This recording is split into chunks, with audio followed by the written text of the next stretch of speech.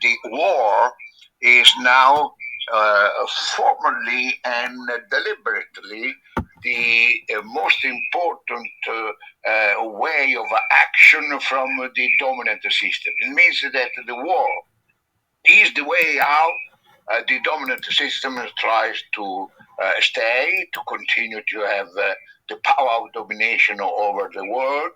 It continues to define the values of life and tries to maintain the mechanisms of inequalities and barriers between individuals, social groups, and countries. And this is not new, but what is new is that is a deliberate expression, a deliberate will of action. In the past, the dominant people were doing war by maybe trying to excuse to do so. Today, in the case of Ukraine and Israel, the dominant people say that they want to do war, they want to continue, they want to destroy the enemy, they want to destroy a population without any feeling of guilty or any other justification, just because they want to do the objective. To confirm this analysis, let me just say that, for instance, the United States, America, the European Union, the countries from NATO, and the president of Ukraine have always said, we will fight until the victory. And this was the idea. Until the victory means that there is no other mean. And the Israeli is saying again, more explicitly than in the past, that they wanted to eradicate the existence of Palestinian people over the earth. And this is new.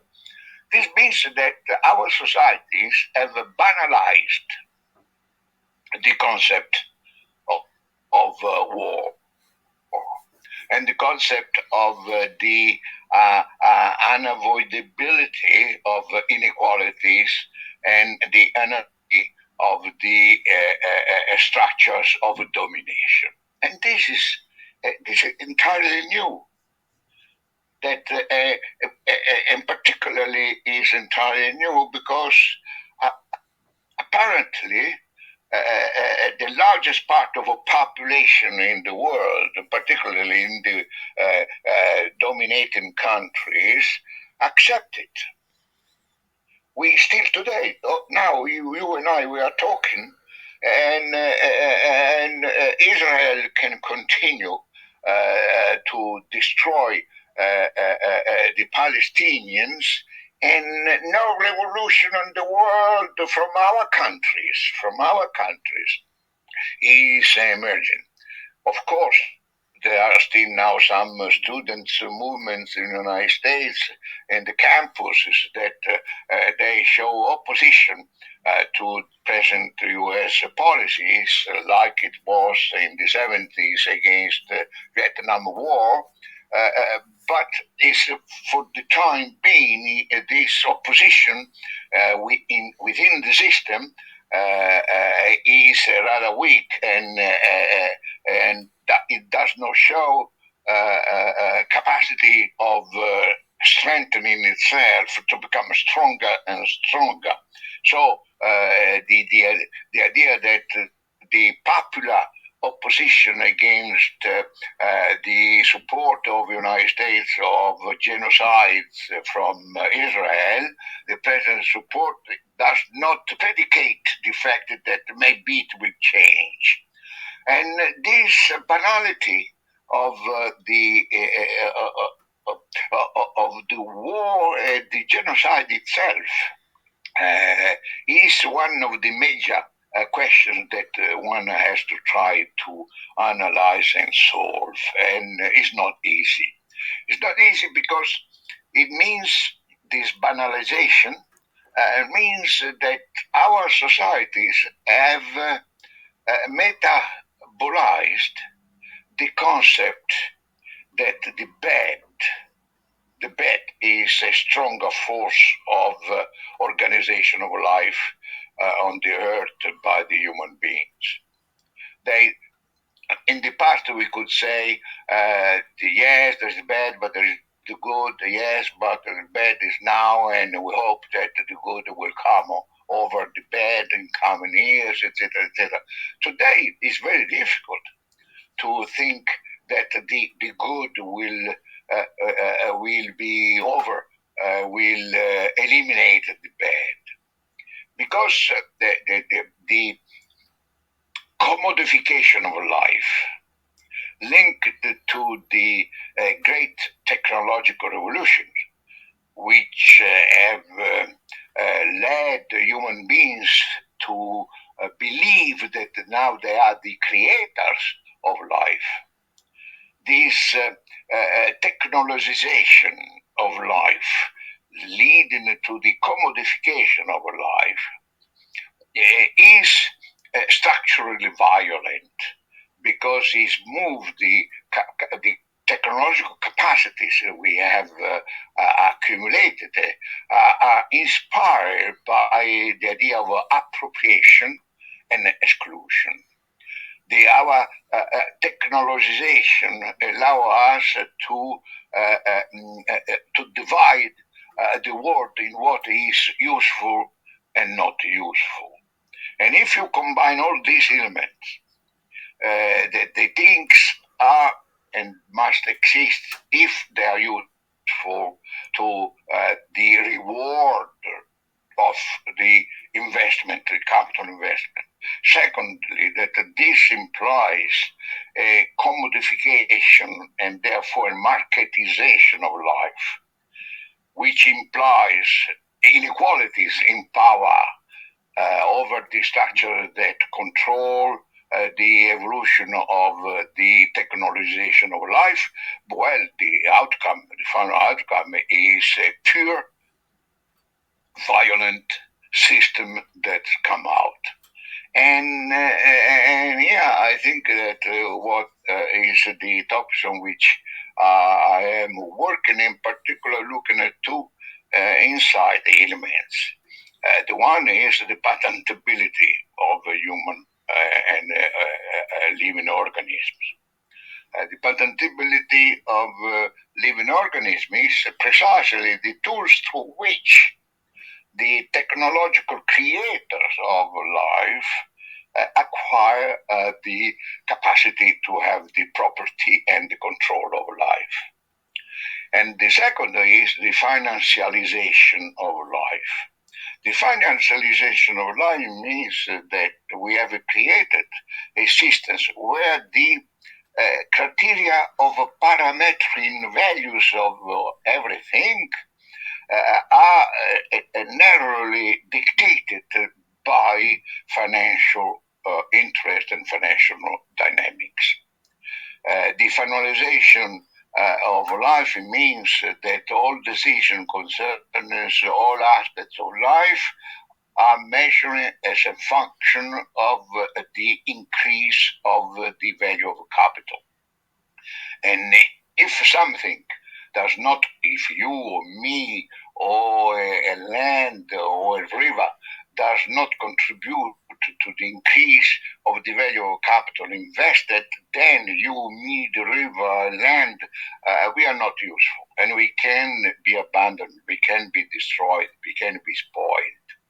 And this financialization of life has achieved a rather well compact shape at the last UN conference on the COP15, the biodiversity COPs, where the members of this conference have accepted the idea that nature must be considered as a natural capital, a category of capital like there is labor capital, industrial capital, and natural capital, human capital, etc. And nature is no longer considered the existing framework of the existence.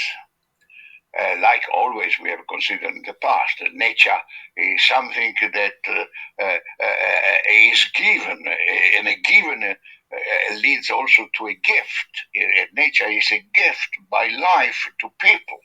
And but now we don't believe any longer this. We consider that we create nature, and therefore nature becomes a production tool, a production instruments, a factor of production, like any other existing good, which is considered useful only if it contributes to the productivity of capital investment. And all these mechanisms have been accepted by the final resolution of the COP15 on biodiversity conference in Montreal last December 22. It's just very recent, where everything,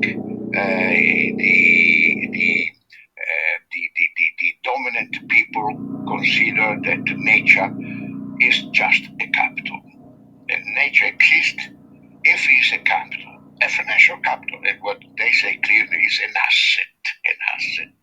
And as an asset must be treated, and there is no other criteria that can have any impact on the way this asset should not be a primary element of assessment of value. And these two things together, the patentability of living organism and the financialization of nature, has created this integral system of violence. And this is why the dominant people now, they can tell us, we want to destroy it. And this is why public opinion has a difficulty to resist, has intellectual limitations to protest. Though, I repeat, there is a massive protest action in some countries, there is a lot of nodes of resistance against this. The problem is now to see to what extent this kind of resistance, this kind of opposition will transform themselves into a capacity to transform the system which dominates today. This is what I'm doing now. Okay, I wanted to ask you many things, but first of all, in this context of what you say, you mentioned resistance to this overwhelming and all-covering hegemony. Yes, Where could this change come from? What could be the sources, the realm of power for this yes, change and resistance? yes. Let's proceed by step. Normally, it's the victims that act in order to change the system. In history, the resistance, the opposition, the proposal for change comes for those who have been penalized by the system. And we can mention today that the indigenous people, the spoiled people in Africa, in Latin America, Asia, the impoverished people in Europe, in North America, etc., who are the most dramatic victims of the system, should be considered theoretically the first social groups from which or from whom the resistance opposition reasonably should come. And as a matter of fact, there are important phenomena of resistance opposition from this kind of victims. I consider that today is difficult to give a high rate of probability to resistance opposition coming from these victims.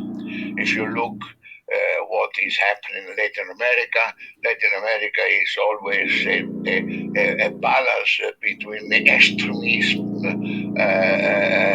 particularly from the extreme right side, and which provokes also the reaction from the other part of the population. But on balance, the only area from where in Latin America, for instance, or these victims can act is Brazil. And I hope that the movement in Brazil will be reinforcing in the coming months, because otherwise it would, to my mind, may be too late from Latin America to hope that the Latin American people would be at the origin of the major transformation at the world level. The second category of the victims, though of different nature than the first, would be inside the internal opposition. And I have the impression that the sources of change of the system might come out from a particular category of the population in the advanced countries. It means in the countries of the North, United States, North America, Europe, Japan, Korea, South Korea, etc. From the field of science. Scientists, revolution can be an important probable source of change of the world system, because scientists and technologists know quite well what is the world today, and they have the knowledge inside the knowledge of the world. And if a teeny minority, but strategically important in some areas, were in a position to express this resistance and this opposition, I guess that the scientists, the world of science and the world of technology could be the sources of this opposition and resistance. There are few elements that, for the time being, comfort this hypothesis. Not many. Today, this hypothesis is rather weak, though possible, but it's not very strong. But it cannot be ignored, because, to my mind, only if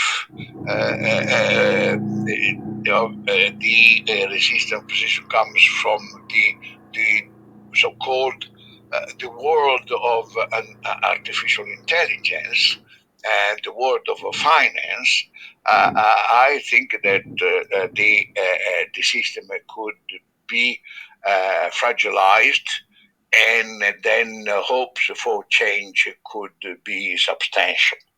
And though I'm a bit pessimist on the strength of this movement, I think that this movement has good promises, and we must take into consideration it. And I don't see, for example, workers or peasants to become the advanced elements of the revolution and resistance. Workers have done a very great contribution, enormous contribution to the history of mankind, making possible to put structural limits to capitalism at the national level, to put limits to structural capitalism at the global level. The workers are still too much fragmented in order to become a real effective force of fight against global capitalism. And peasants also are much more fragmented than workers at the global level. And the fact that, for instance, the seeds patentability has not been stopped shows that the peasants have to mature much more and to become much more strong in their alliance against the global alliances of capitalistic forces. So the young people may remain always an uncertain card for play. And they can again generate surprises, good surprises. But today is not the case. To sum up, one could say, theoretically speaking, that the combination of these elements would certainly provoke fights which might lead to the dismantlement of a present global system. But I would give a higher probability of playing a role to inside critical forces coming from science and technology, and particularly a stop or a break into present evolution could come if these inside forces are able to change the very fast evolution in the area of artificial intelligence. Okay, you used to be a technological advisor, if not even strategist, to the European Commission, and you used to work with Jacques Delors, who recently passed Yes. away, and he was his life and contribution was celebrated almost by everyone over the media. There was huge wave of recognition. But I remember another talk of ours where you described certain difference which you had with him over the issue of competition, and namely Jacques Delors promoted the changes to the EU that created the so-called EU of competition. Um, and maybe, if I understand correctly, these changes which Jacques Delors introduced led to the situation in which we are today within also the European Union. So could you please describe the contribution of Jacques Delors with everything good and bad to the EU from your experience? Yes, as a matter of fact, Jacques Delors remains one, if not the best president of the European Commission in its now, let's say, 70 years of existence, starting the first European Community in 1951. He was a very clever, important, honest person, highly motivated on the basis of his tradition, engagement in the syndicate, the workers' syndicate. He was a social Christian thinker and politician, and his feelings on Christianism maintain in his own mind and action a good part of social justice, of recognition of the others, resistance against impoverishment, inequality, etc., etc. Still, Jacques Delors found himself at the head of the European Commission, where there were three major tensions inside Europe, and he made some choices, strategic choices, in order to cope with these three European tensions that revealed to be a mistake. The first tension was how we build in Europe, which is more inspired by social justice than market efficiency.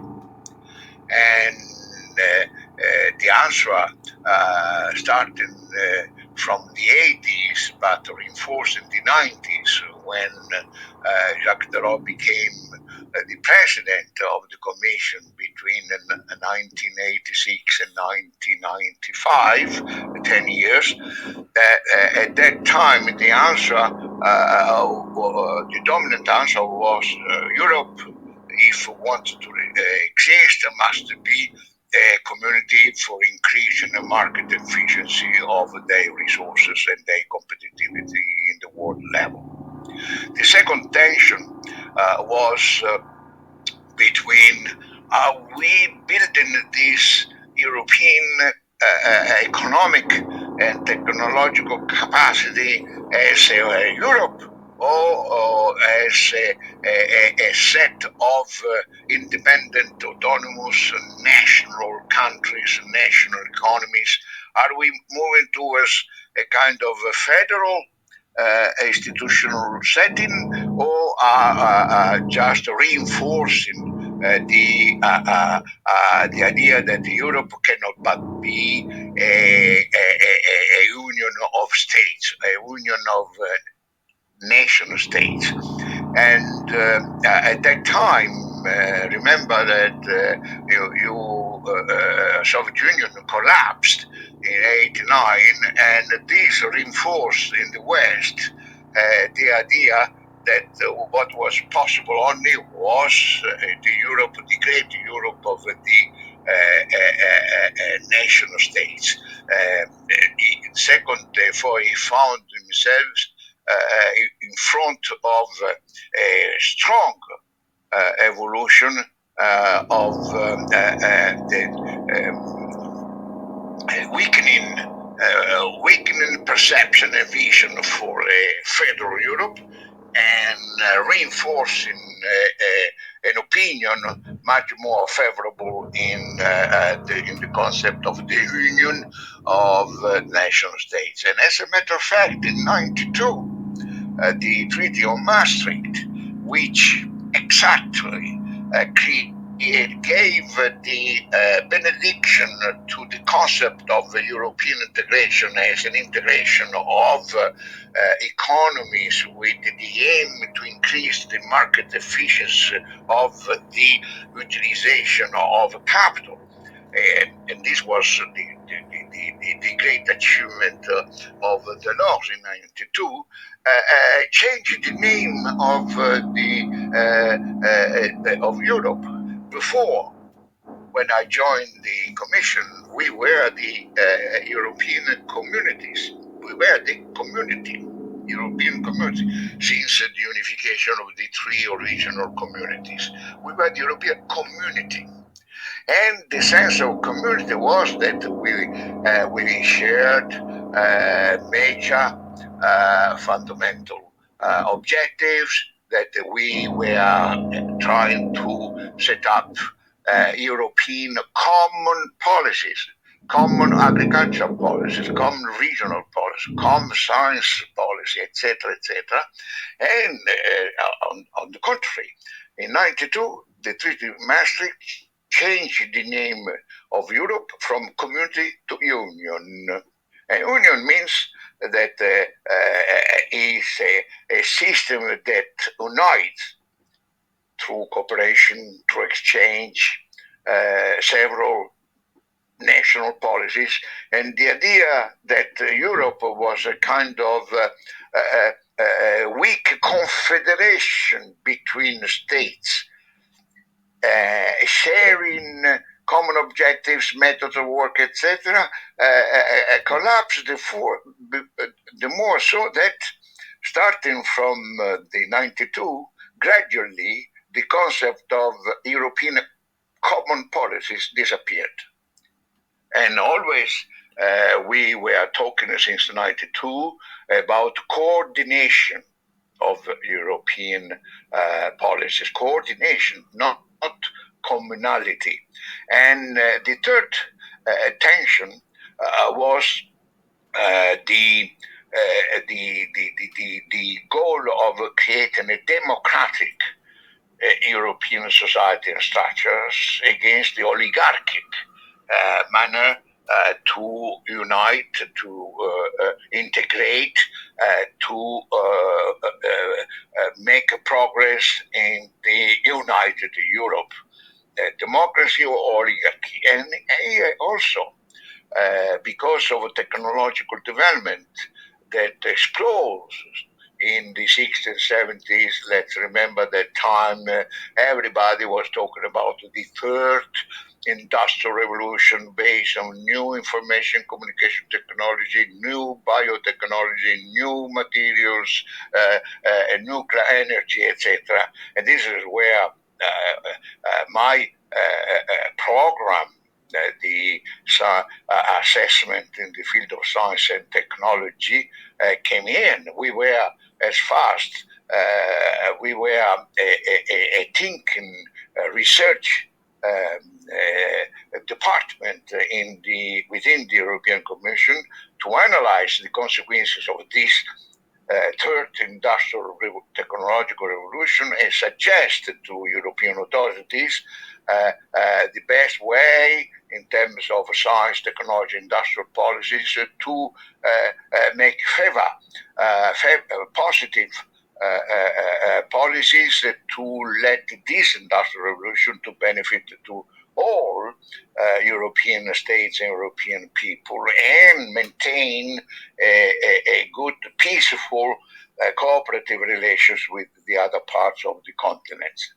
Well, the third tension came in with the conclusion that the dominant European political, economic, and cultural forces choose the concept of oligarchy, the concept of competition, concept of efficiency, etc., etc., etc.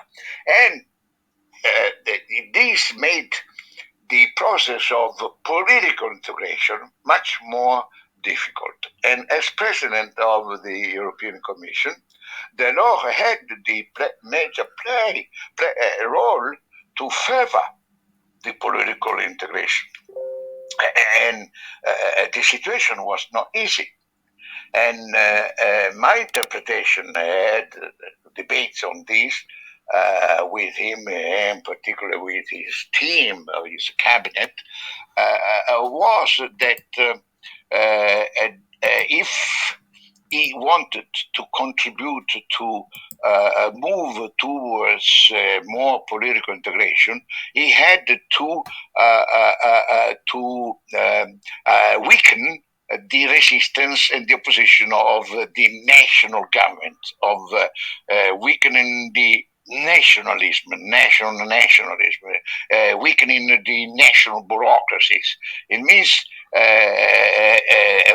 he was in search of some allies enabling the European forces in favor of the political integration to defeat the resistance, the opposition of the political national leading groups. And he thought that since the European world of business and finance were objectively much interested in the market expansion, in the market, in European market, in the expansion of the development of technologies, etc., etc. He thought that the good allies for him were business and finance. And therefore he fought very consciously in favor of the creation of the European market. And he was amongst the strongest supporter of the Maastricht Treaty, And he thought that if he had offered business and finance world to the business and finance world, the European market, they would help him to move towards the political integration and defeat the resistance and the opposition of the national government and the national political groups. And this was a mistake. And this is why he made the strong move in favor of market integration, in favor of the competition as instruments to create a new Europe. And this is why he, at the end of his own presidency, he just published even a white book called Growth, competition, competitiveness, and employment, from which he explained very clearly that European could move towards integration thanks to growth, economic growth, whereas at that time there was a strong popular opposition against the concept of economic growth without limits, etc., etc. He considered that the growth would have created employment. This means that the trade unions, workers would have supported the European integration because this would have created employment, which was an hypothesis that didn't come out to be true. It was a false correlation to consider that economic growth creates employment. And third, they said we can favor economic growth to favor the creation of employment through competitiveness at a global level. And I remember, we made several reports to the European Commission and to the presidency, in which we demonstrated that the more the integration process is based on competitive interest at the national level, the more the European integration is destroyed and is leaving places to an oligarchic European, pan-European structure of domination. And he didn't pay attention to it. His people also was opposite to this interpretation.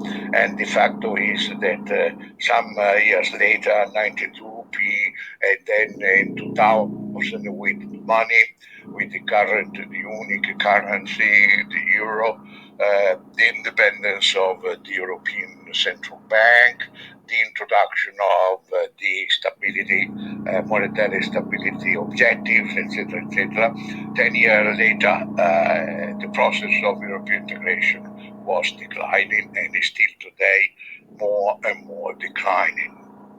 And this is, to my mind, the historical mistake of Jacques Delors, though I understand that the situation was not easy and not favorable to other alternatives. But by the way, he himself accepted this and himself pushed with strength towards the European competitive market and financial European system, which turned out to be a failure.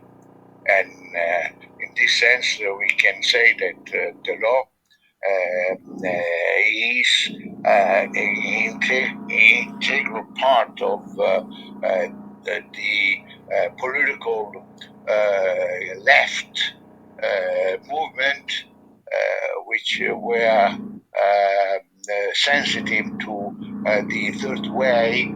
It means that between market and states to have a mixed formula of solution, which revealed to be the third way. We know Schroeder, Blair, Clinton, Prodi, Delors, that I have contributed to have between state and market de facto, the third way contributed to have less and less state and more market. And the experience shows that this happened. Can you make some kind of review of the outcome of these policies which you see today, the results, concrete effects of these policies in the European Union today? Certainly. I guess today European integration is the daughter of what happened in the 90s. And today you cannot escape that revolution. The fact that in Europe everything has been commodified and privatized: water, health, education, food, even money, currency. Currency is money. Currency, the euro is no longer a public service, a public good. Currency euro is a commodity. It's like all the other currencies. There is a currencies market. There is speculative financial markets, which consider all, even currencies, just commodities. There is only one, but for the moment it's very local. There is only one coming back, maybe, I hope,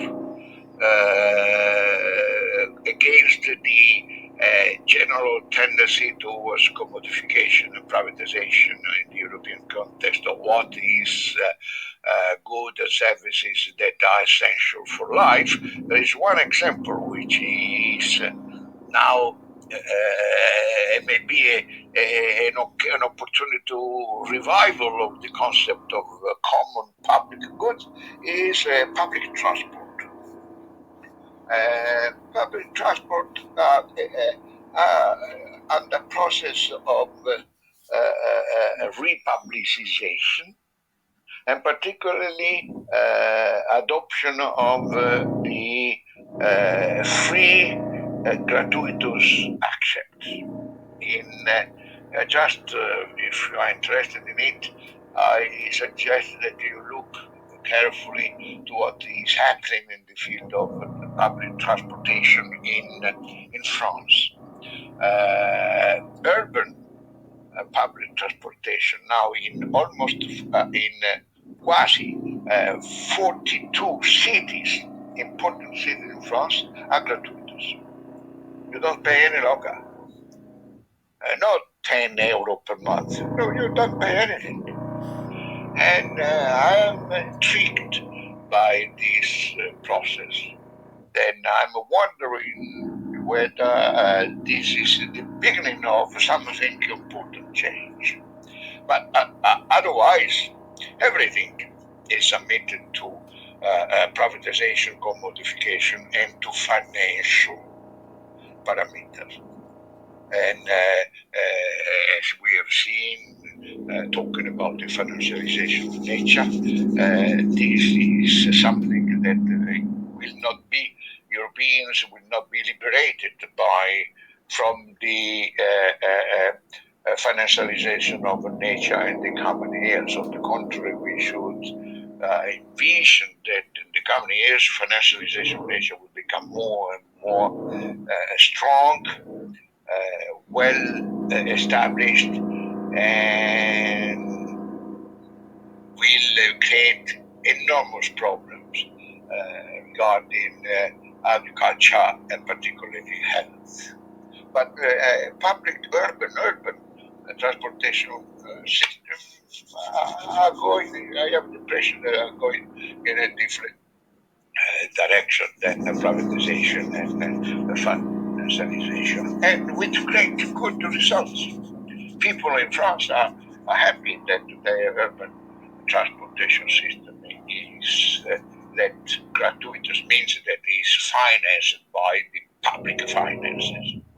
When the gratuity of public transportation system means that the financing, the cost of these services are covered by taxation, are covered by the fiscal policies, are covered by public finance. It does not mean that there are no costs that must be covered.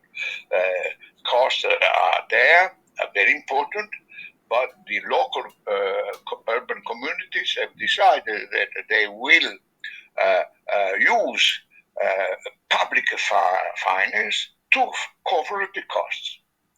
And definitely showing that this system will be less expensive for people than the privatization of the public transportation paid by a ticket by the user. So this is, I guess that this is a very interesting part, which means that, as I made the reference, that means that maybe the inside people to our societies can become the not the owners but the promoters of this structural change, because the movement towards republicization of urban transportation, public transportation, is not coming from protests. It's not coming from users that protest, etc., etc. Comes from the people who are in charge of organizing the public transportation system. It means that part of, let's say, scientists, technocrats, managers that are open to consider that they are there to support a big social-minded, socially inspired policies than just to serve the utilitarian and financial efficiency management of the common goods and common services. There is great polarization in many societies, especially in the periphery of the European Union. Let's say in the eastern part of the European Union, we see that in Poland very much polarization. We see that also in Bulgaria, I believe. Yes, yes. Usually, it is somehow what is the divisive issue. Maybe in Poland it's the attitude towards Germany. Maybe in Bulgaria it's more between towards the European Commission or sovereignism. So I want to ask you about being on the side of progressive change when there is such a strong polarization in society. What could people build a non-hegemonic position upon when there is strong polarization in societies, especially in the periphery of the Europe? Yes. Well, polarization, I guess, is a phenomenon very common through the history of human societies. In many cases, polarization has been always a system that benefited the stronger social groups, not the weakest. And polarization is de facto at the origin of inequalities. And the acceptance of inequalities is at the origin of strengthening polarization processes. So it's a kind of circular process that confirming itself, the system confirming itself. Today, the polarization is clear. And if in the peripheral countries, as you name them, the polarization is evident, the most important source of polarization in the world today is in the developing countries. In the developing countries, you have these 30, 40 years ago, we talked about the have and the have not. But today, when you consider that one important game that is played by the dominant people is to question when the first person in the world will achieve to have 1 trillion of personal fortune or personal wealth, because now at the maximum they have a 300 billion of personal fortune. Musk, the French guy, and the others who are the top 10 of the most richest person in the world. They now have only, if we can say, only $300 billion as a personal fortune. People are talking when they will become in a position to have 1 trillion. 1 trillion means that today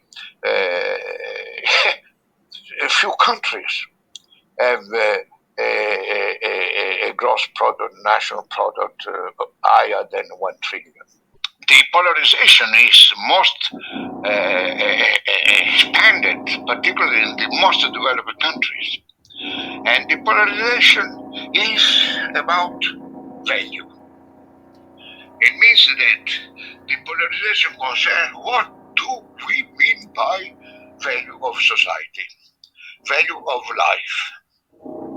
And this is the most difficult polarization to be solved, because the cultural basis of this polarization is structural, is intergenerational, not only today, but also in time.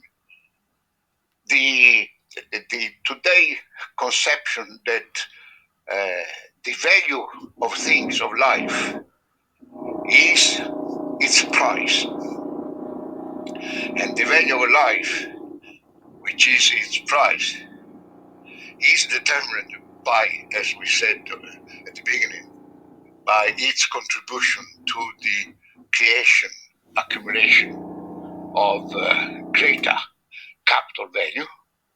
When this polarization is of immense, deep roots, and the question is, are going the, what do you say, the peripheral societies going to fight against the polarization the way that will diminish the importance of the polarization in the developed countries? This is the most intriguing question that we have to solve. And because the polarization within the peripheral countries, I don't say that it is of secondary nature. I consider that it may be of instrumental nature to contribute to modify the polarization also in the developed countries.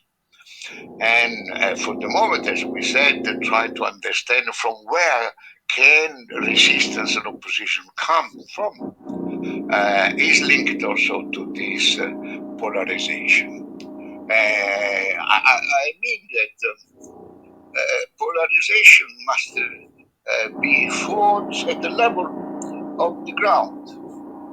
It means the value, what we consider the value of life.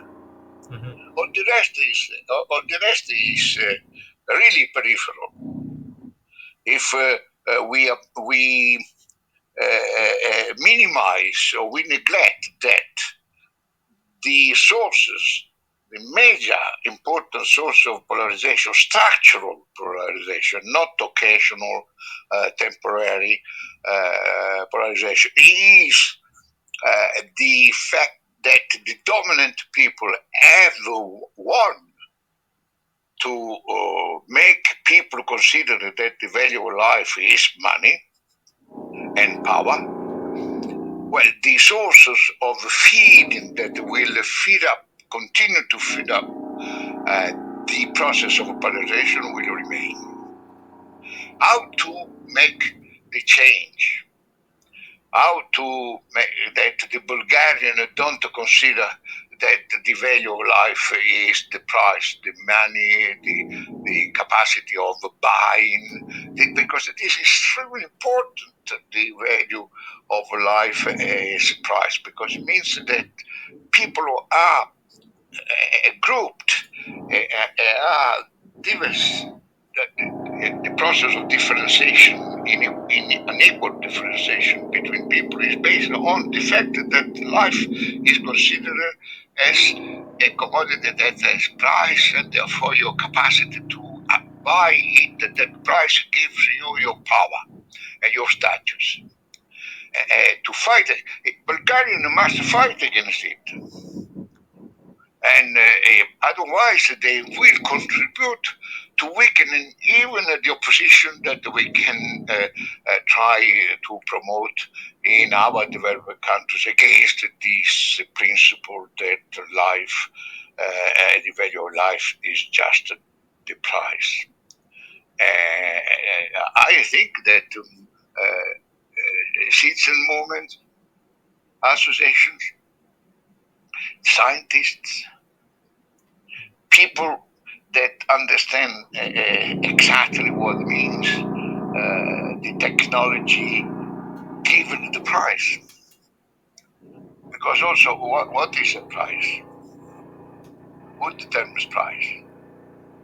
Well, today is the knowledge incorporated into technological processes, which give the price of things. And again, these are problems that must be debated and discussed.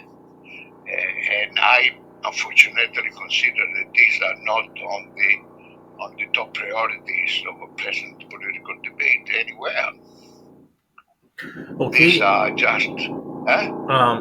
I want to ask you something about the future of the EU as well, because you used to be some kind of futurologist, if I may say, and also we see that the UK went out of the EU by way of Brexit, and Russia, which is Yeah, on the other country, which in some ways maybe was partner, cut the gas supplies and declared war on Ukraine. So yeah. in some ways, it looks like the EU is being um, somehow isolated, or there is some barriers which are created on the borders of the EU. So, what is the future of the EU, and who are the EU's international allies or partners now? This is $1,000 question. And as a matter of fact, uh, we can only guess. Well, for the time being, I think that the European integration may suffer, and the balance still is in favor of going worse and worse. This is today. There are good things that can give the impression that the situation can be improved, but uh, uh, the tendency is things are in Europe will not go better for the next few years. I hope that I have to be wrong, but the situation is very, very dramatic. And when we are in a period where people don't see the way to get out, this is the situation where we are. Concerning the United States, I think that they also will not get out so freely from the enormous problems that they have created to the world. They will not, to my mind, survive into the present crisis without structural change. And I think that today the position of the United States is in the moment of, I would say, ultimate state, but they are in a very, very, very bad mood. And Russia it's difficult to consider Russia will be at the sources of change. Remains Asia. China, I guess, has many positive elements on her pockets. Africa also some. Latin America, it depends. So it would be difficult to suggest a coherent situation or coherent to global processes leading to one direction. The disaggregation of the world will continue. The forces today will continue towards the disaggregation then to solution of problems, which doesn't mean that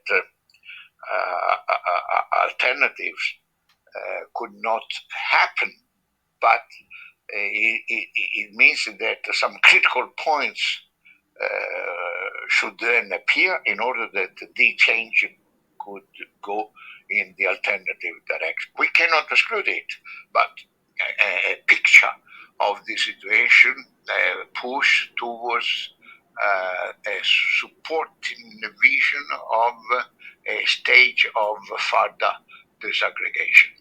Whereas locally there can be situations that improve, etc. But in European context, for the moment, this will not be the case.